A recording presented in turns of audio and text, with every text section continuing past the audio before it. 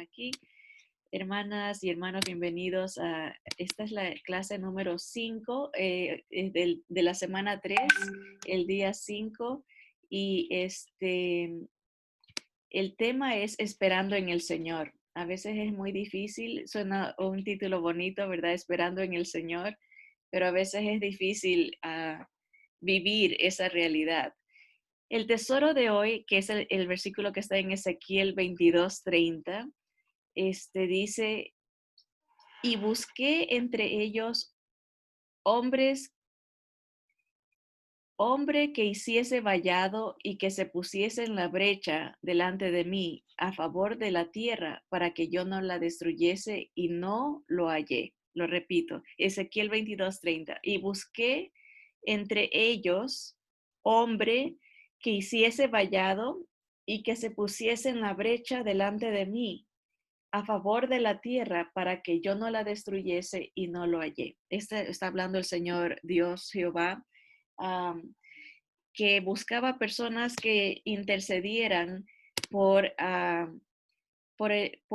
aquí dice por la tierra, o sea, por el Israel en este caso, ¿verdad? Pero no hubo quien orase ni quien se pusiera.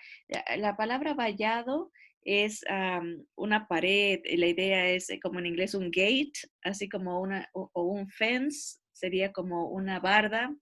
Esa es la idea. El Señor buscaba a alguien que ponga una defensa, alguien que se ponga en la brecha, o sea, como en el lugar de ataque, que se ponga en un lugar para eh, cuidar del pueblo de Dios, soportando los ataques del enemigo, en este caso real, ¿verdad? Nosotros somos atacados por enemigos espirituales y se necesita líderes que se pongan en ese lugar donde van a recibir los ataques.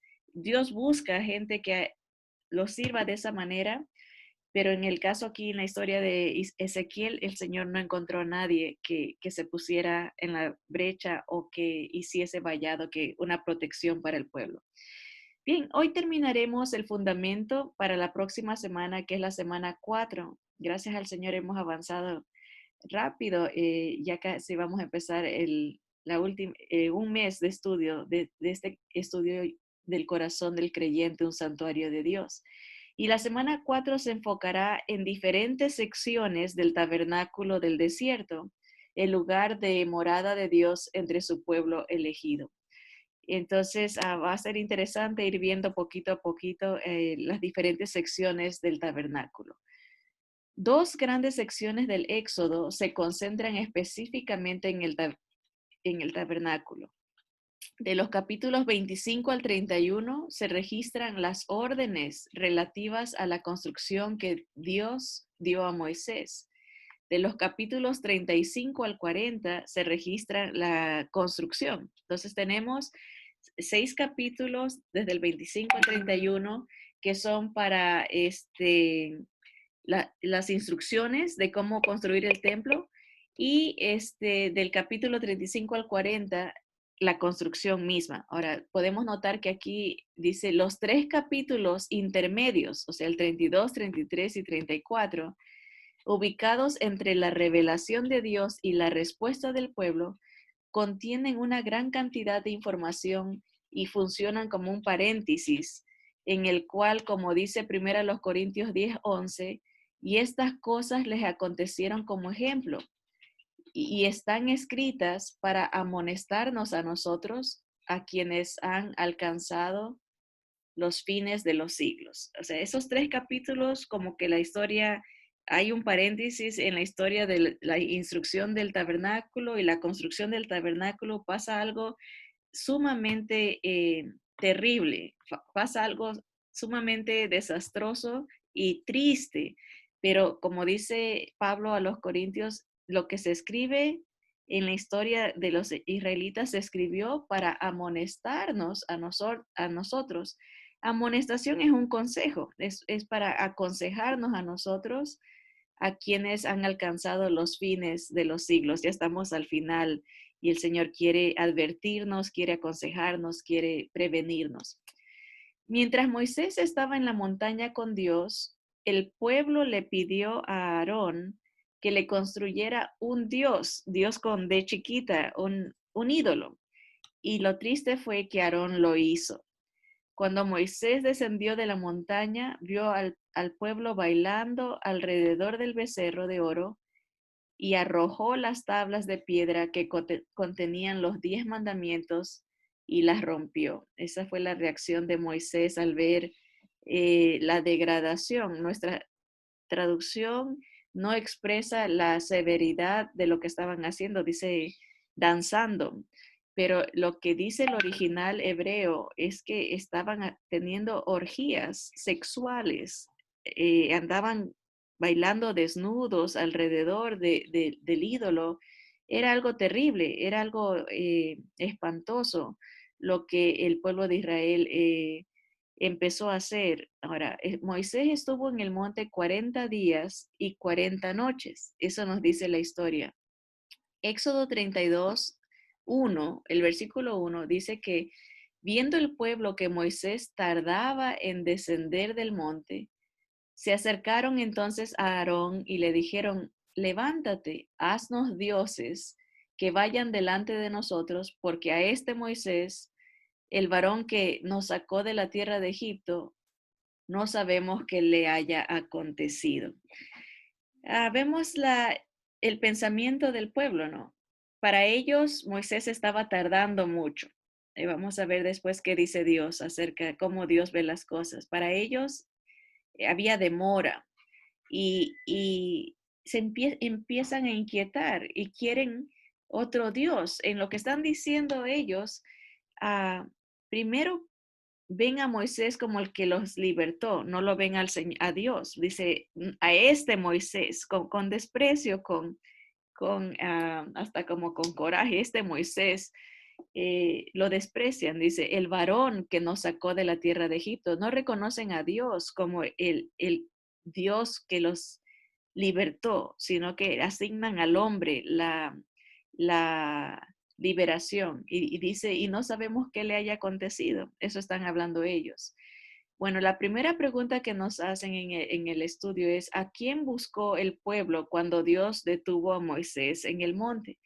Buscaron a Aarón, que era el hermano de Moisés, el ayudante de Moisés. Y así pasa, a veces cuando hay inconformidad, cuando hay queja, cuando hay murmuración, no se va directo con el líder a expresarle, sino que se va con el que está cerca de él. Y es una gran tentación para cualquier ayudante el hacerse al pueblo yéndose en contra de su compañero o hacerse a su compañero y echarse en contra al pueblo.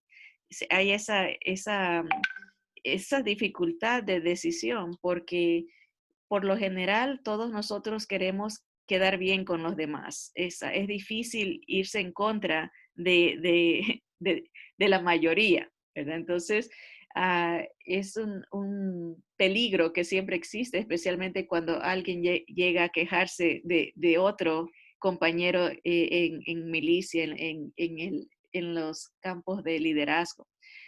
¿Qué había experimentado Aarón en Éxodo 24, 9 y 10? Esto lo estudiamos hace un par de días. Dice que subieron Moisés y Aarón, Nadab y Abiú. Permítame, hermana, que voy a darle el teléfono a mi esposo. Oh, ya lo colgaron.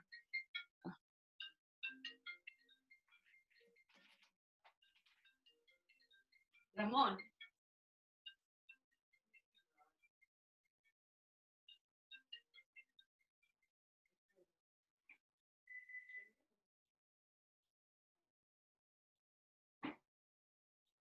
Ay, qué pena. Perdón.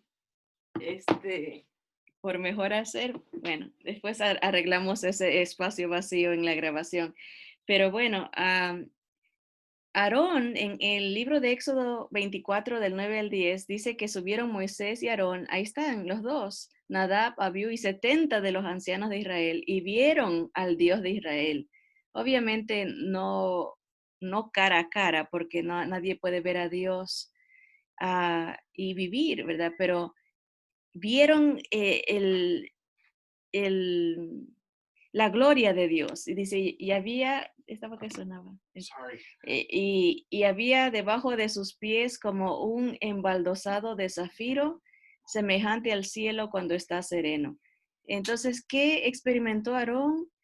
La presencia de Dios. Él vio la gloria de Dios. Y es triste pensar que se le olvidó rápidamente lo que había visto, se desenfocó de la bendición que Dios le había dado a él como líder también. Vio este, los pies del Señor, vio la gloria del Señor, vio la majestad del Señor. Y aunque Moisés estaba fuera de la vista, Dios como Jehová Jireh no lo estaba. Él seguía con el pueblo. Él se revelaba cada día con el pueblo a través del maná. Es interesante que los israelitas hayan deseado algo tangible para adorar, aunque los rodeaban las evidencias del único Dios verdadero. O sea, ellos no podían ver la bendición porque no querían verla, porque todos los días el Señor les seguía mandando comida. Era algo palpable, tangible, ¿no? Y aún así, porque están poniendo la mirada en el líder y no la están poniendo en Dios. Y eso es un gran peligro porque la realidad es que todos nosotros como humanos, bueno, no somos perfectos, fallamos, podemos desanimarnos, podemos decir cosas a veces ofensivas, tantas cosas que somos susceptibles. Y aunque aquí Moisés no era que él había hecho nada malo, él estaba con Dios, él estaba intercediendo por el pueblo, estaba trayendo el comunicado, la revelación de Dios, pero aún, sin embargo, el pueblo, como estaba enfocado en él, sentía o sintió que Moisés se estaba demorando, que Moisés no estaba cumpliendo con lo que ellos esperaban que él hiciera. Y eso es una gran carga para un líder cuando se espera como que si él fuera Dios. Él no era Dios, él no era el que los había libertado, era Jehová, y Jehová seguía con ellos y no lo reconocían. ¿Por qué habrán sido vulnerables a esta desobediencia? Hay muchas, cada cual podemos tener una diferente contestación a esto, ¿verdad? Yo personalmente creo que la mirada de ellos, como les comenté, ¿no? Se puso en el hombre y no en Dios. Y eso siempre va a ser un desastre cuando uno busca la solución en el hombre y no en Dios, en algo, no necesariamente una persona, pero en este caso ellos querían la solución en una estatua, en un ídolo, en algo material, ¿verdad? Ellos querían ver a su Dios, ¿verdad? No las obras de Dios, pero querían tener el contacto con lo que ellos pensaban que era Dios. Podría ser, ¿por qué serían vulnerables a esta desobediencia? Porque todos tenemos una tendencia a la ingratitud a Dios. También puede ser que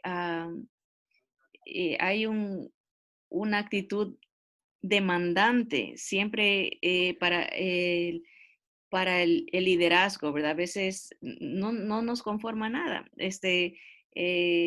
Y como decía el pastor hace poco, hemos entrado a una época donde ya el decir, oh, no me gusta el color de la alfombra, no me gusta las puertas que pusieron, no me gusta cómo se ve el baño, la pintura no me gusta. Ya no es esa época donde uno se empieza a fijar en las cositas que en realidad no son de peso, sino que uno se preocupa más por las cosas, la vida, ¿no? Las cosas que son importantes, ¿verdad?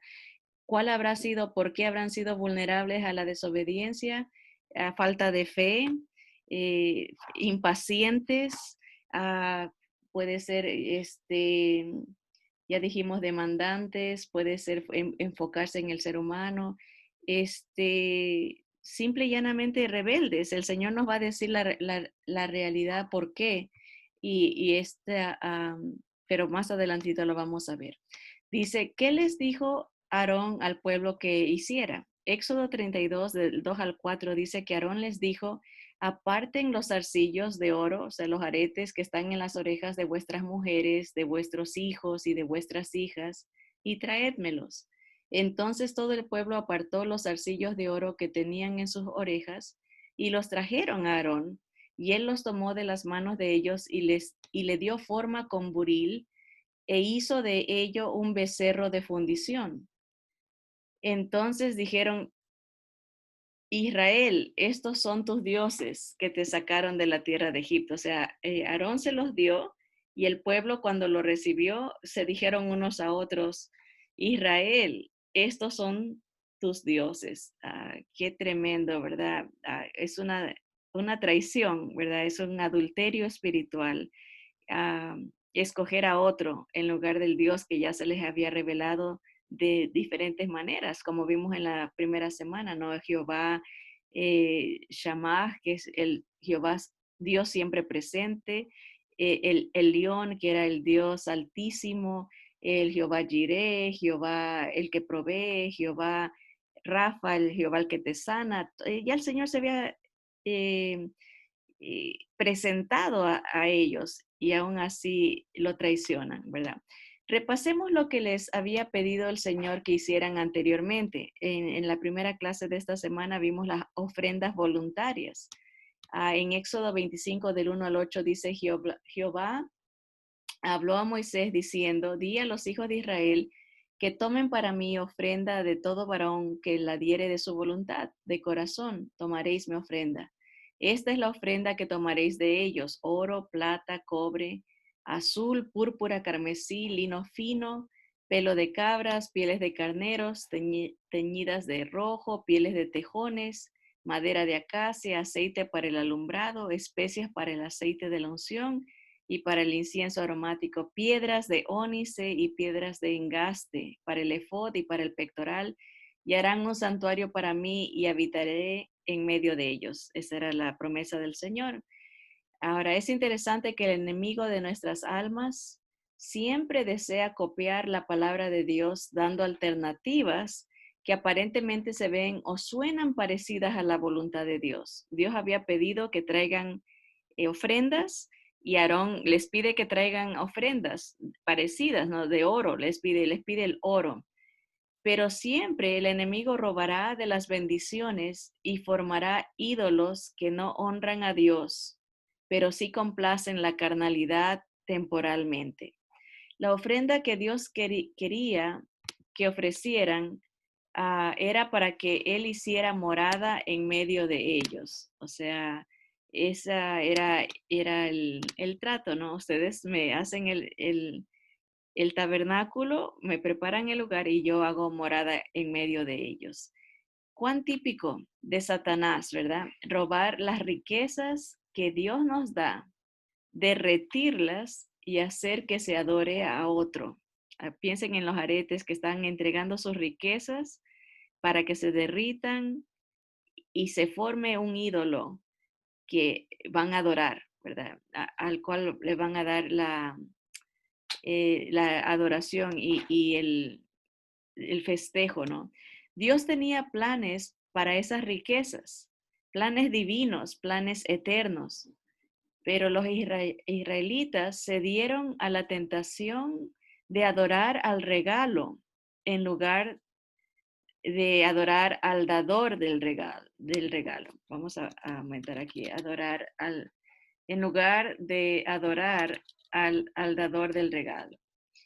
¿Verdad? Esa es una tentación que todos tenemos. A veces nuestros ojos se enfocan en la bendición y la tornamos en adoración personal y no agradecemos al Señor, al dador de la bendición. Éxodo 32:5 dice, y viendo esto, Aarón edificó un altar delante del becerro y pregonó a Aarón y dijo, mañana será fiesta para Jehová. La pregunta es, ¿qué construyó Aarón delante del becerro? Cuando escucha que Israel dice, aquí están tus dioses que te sacaron de la tierra de Egipto, Aarón dice que edificó un altar delante del becerro. O sea, observe que Aarón intentó incluir a Dios en sus actos.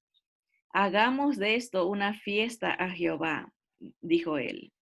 ¿Alguna vez hemos caído en esta trampa de hacer cosas sin Dios y después tratar de incluirlo?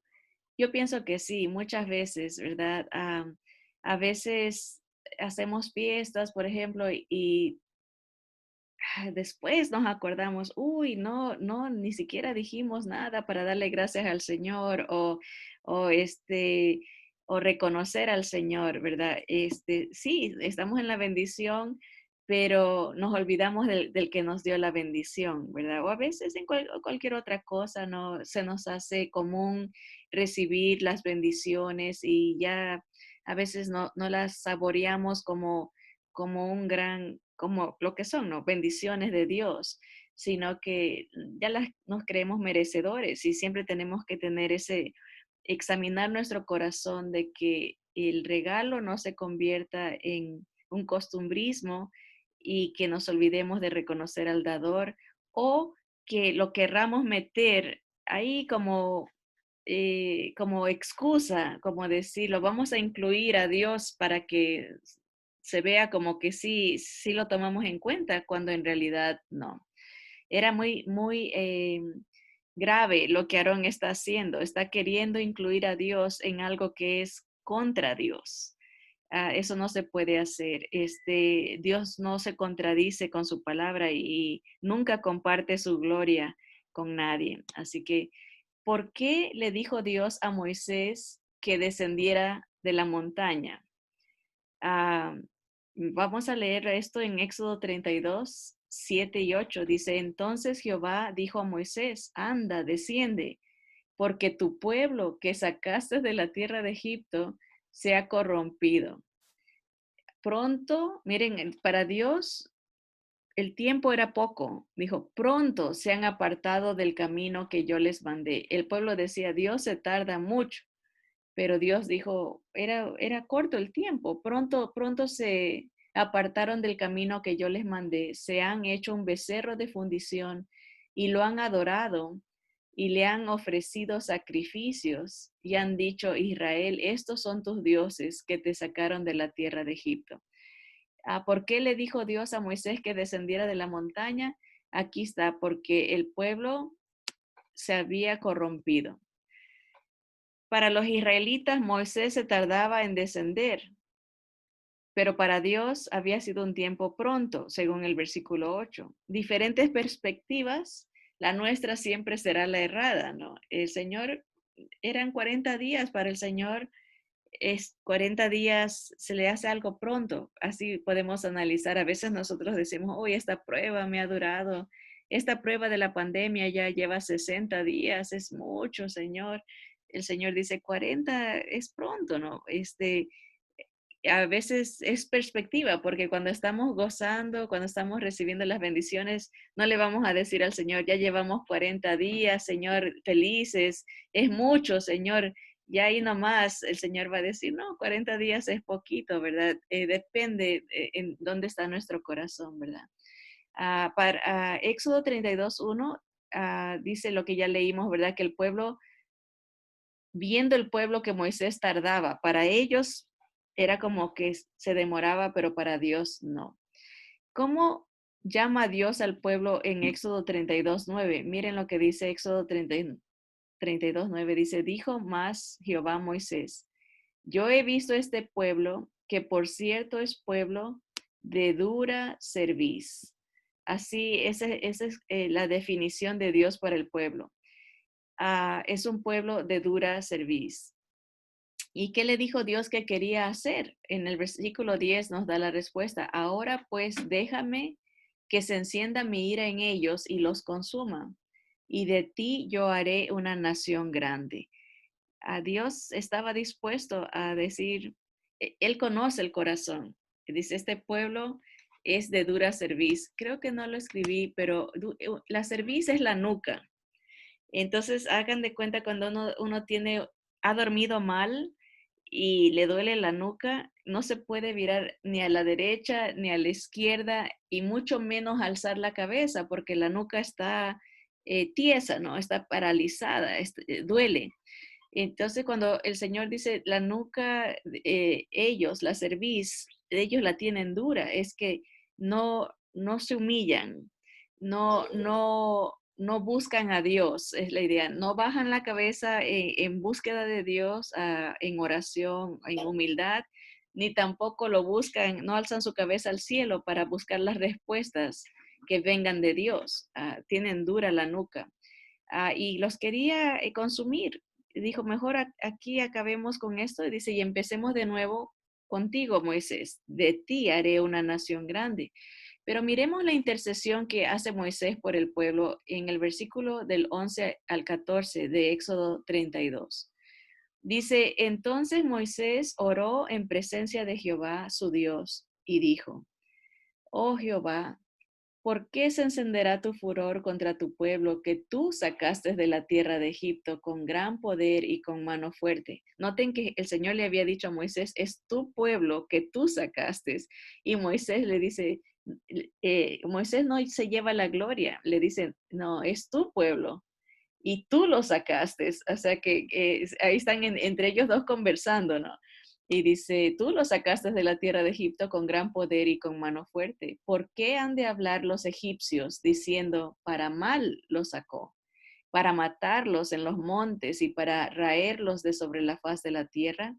Vuélvete del ardor de tu ira y arrepiéntete de este mal contra tu pueblo. O sea, cambia de mente. Eso quiere decir arrepiéntete. No los consumas.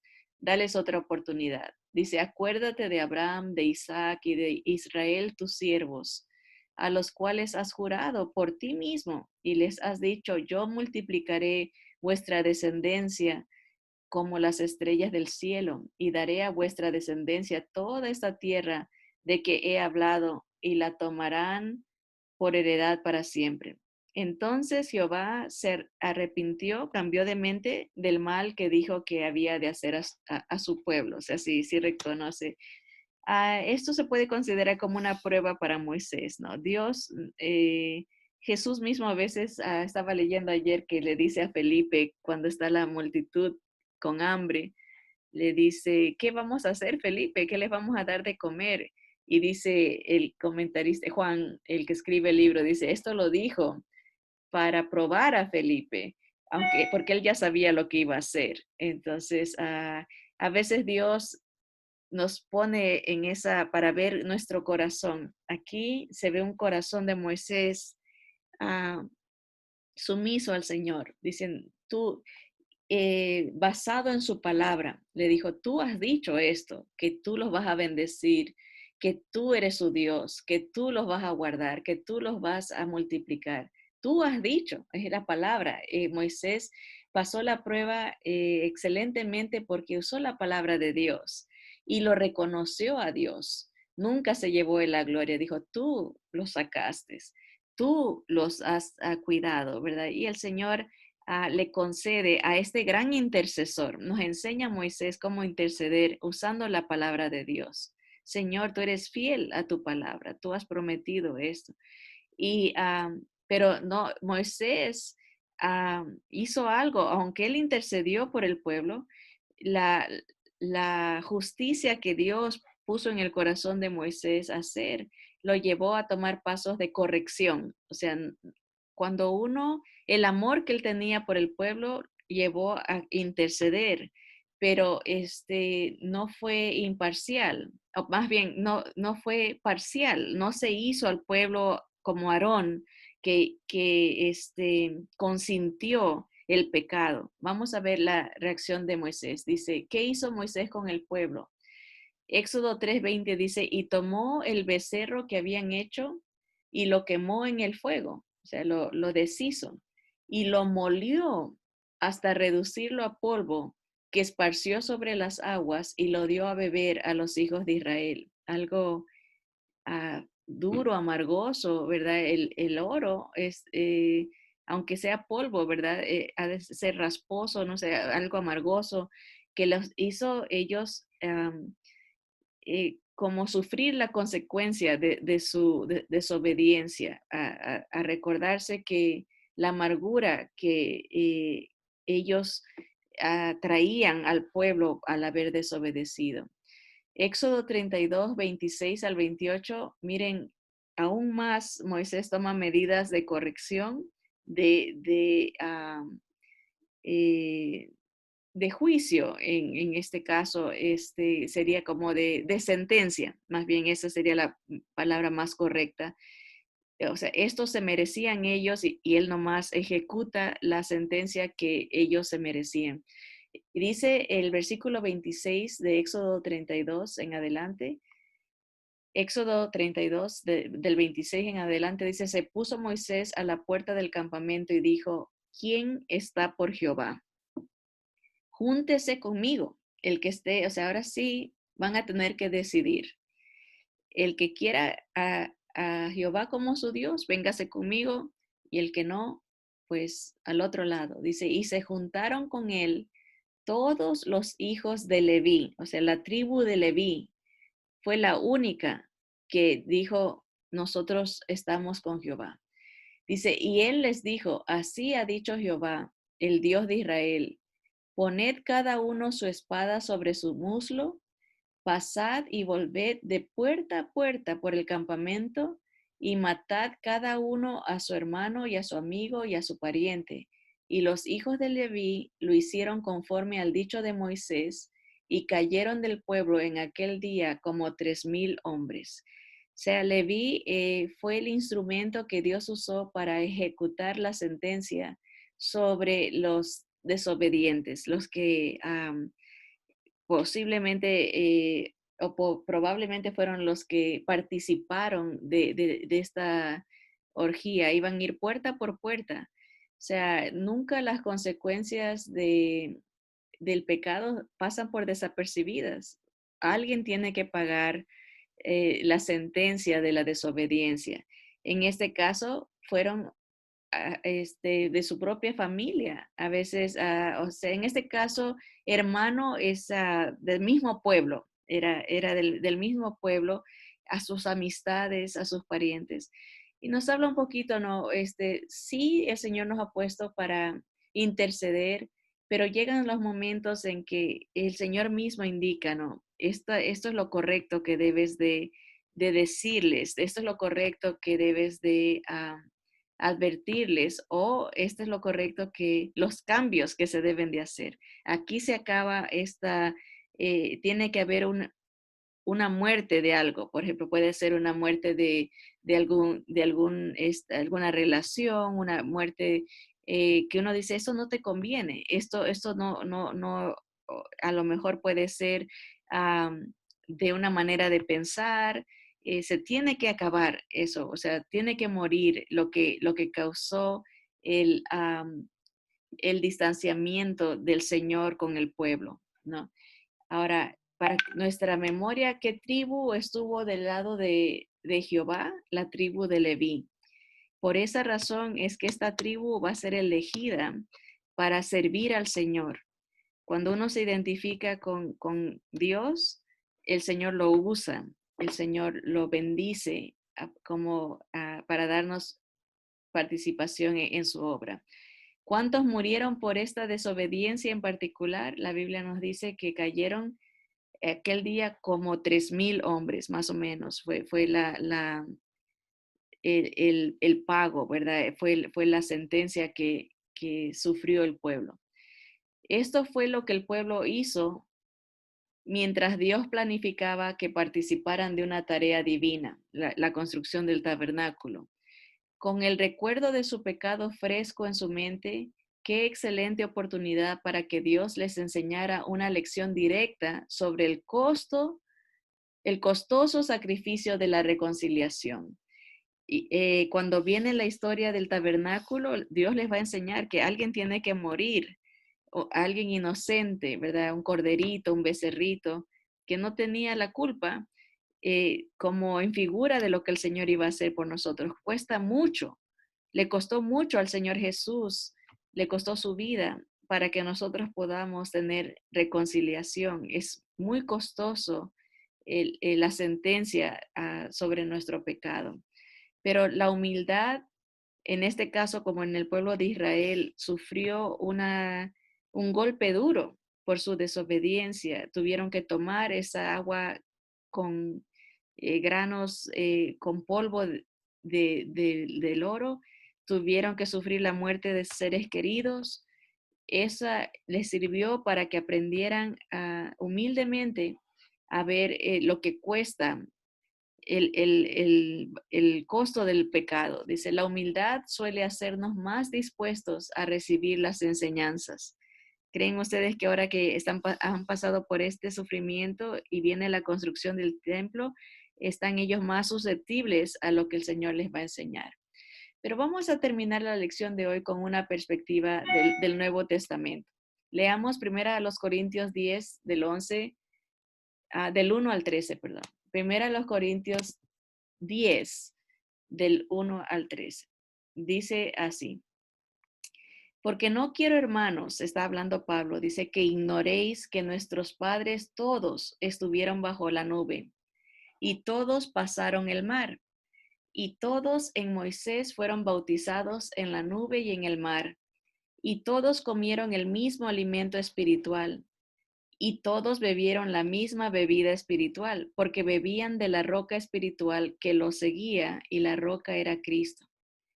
Pero de los más de ellos no se agradó Dios, por lo cual quedaron postrados en el desierto. Mas estas cosas sucedieron como ejemplos para nosotros, para que no codiciemos cosas malas, como ellos codiciaron.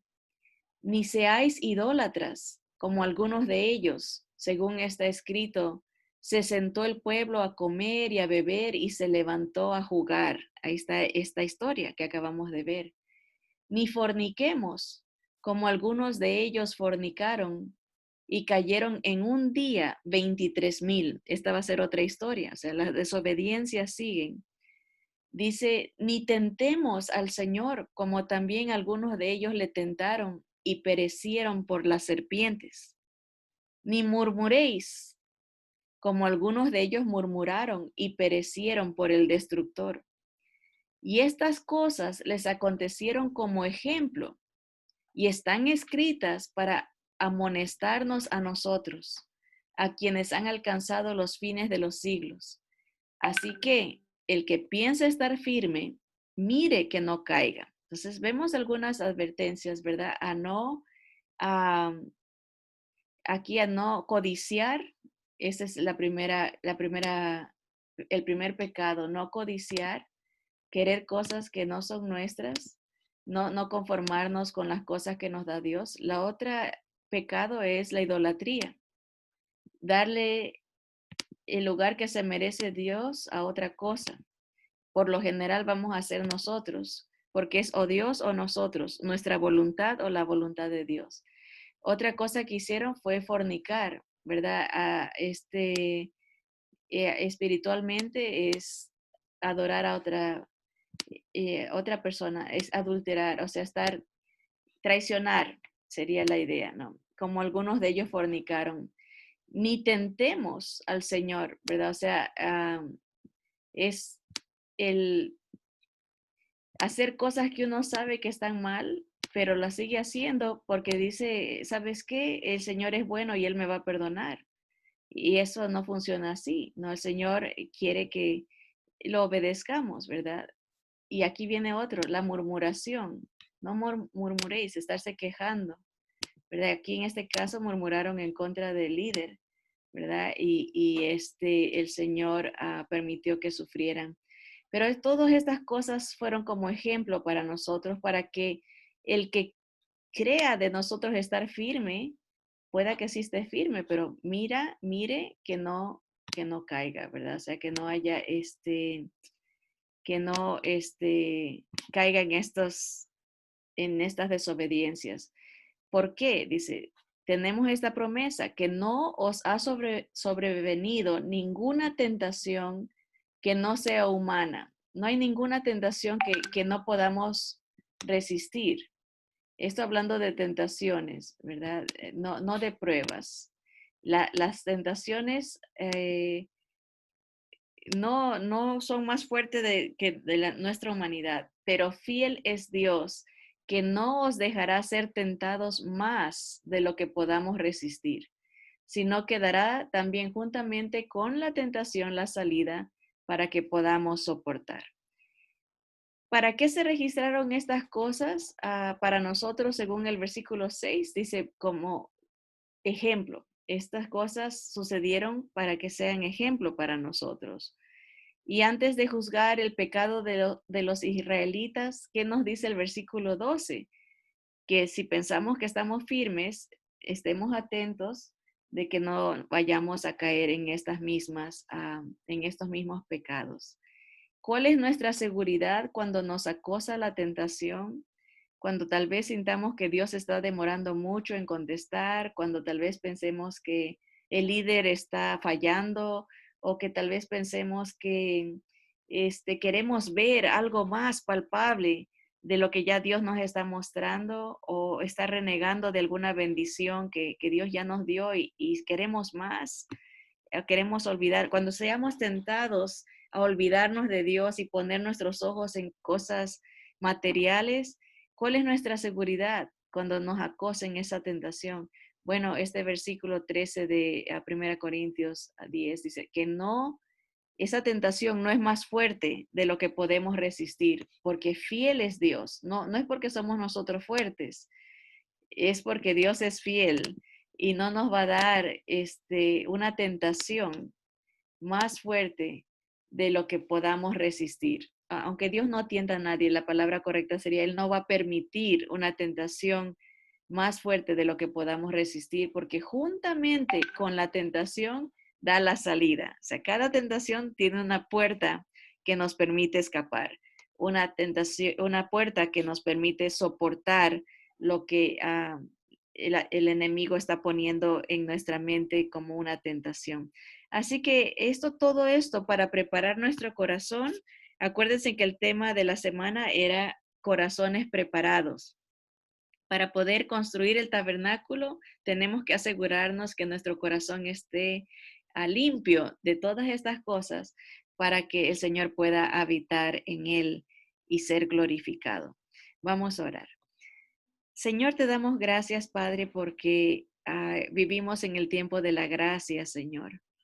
Un tiempo donde podemos ya ver lo que tu palabra, tu revelación completa, Señor, y podemos aprender de los errores de otros, aprender de las inclinaciones humanas que todos tenemos, Señor, a cuidarnos, a cuidar nuestra mente, a cuidar nuestro corazón, a cuidar nuestro caminar, nuestro proceder, a cuidar lo que pedimos, Señor. Señor, que nuestro corazón siempre esté inclinado, Señor, a adorarte solamente a ti, a mirarte solo a ti, Señor, como dice el canto, y no mirar atrás, Señor, seguir tu caminar, seguir sin desmayar, postrados ante tu altar, Señor, y no mirar atrás. Señor, gracias porque tú nos enseñas tanto, Padre Santo, y te revelas que tú sigues siendo fiel, que tú sigues siempre, Señor, proveyendo, Padre Santo, para nuestra victoria, Señor. Gracias por Jesús, el precio que pagó para que podamos tener, Señor, comunión contigo, Señor. Entendemos que alguien siempre tiene que pagar por el precio del pecado, Señor, y tú ya lo sufriste para que nosotros seamos libres, Señor. Gracias, Padre Santo, porque nos has revelado, te has revelado a través de la palabra, Señor, y podemos crecer en el conocimiento de nuestro Señor Jesús. A ti sea la gloria siempre, Señor. Te lo pedimos y te lo rogamos en el nombre de Jesús. Amén. Amén.